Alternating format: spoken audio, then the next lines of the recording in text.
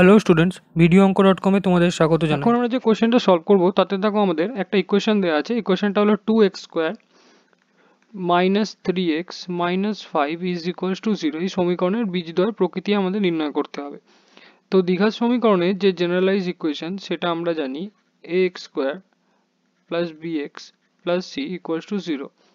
তো এই ইকুয়েশনটাকে যদি এই ইকুয়েশনটার সাথে আমরা তুলনা করি তাহলে আমরা দেখতে পাচ্ছি a হচ্ছে আমাদের 2, b হচ্ছে আমাদের -3 আর c হচ্ছে আমাদের -5। আর কোন সমীকরণের বীজদ্বয় প্রকৃতি নির্ণয় করার পদ্ধতি হলো b² - 4ac এই ভ্যালুটা আমাদের লক্ষ্য করতে হবে।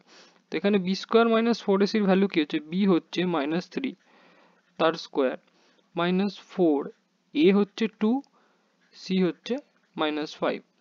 তো -3 স্কোয়ার হচ্ছে 9 আর এখানে হয়ে যাবে 10 40, তো প্লাস 40। তো আমরা পেলাম b² - 4ac এর ভ্যালু হচ্ছে 49। এবার আমরা জানি b² - 4ac when greater than 0। এখানে b² 49 is greater than 0, therefore b² - 4ac এর ভ্যালু হচ্ছে greater than 0। তখন বীজদ্বয় প্রকৃতি হচ্ছে বাস্তব এবং অসমান। Thank you for watching my video. For more solutions like this please visit videoonko.com।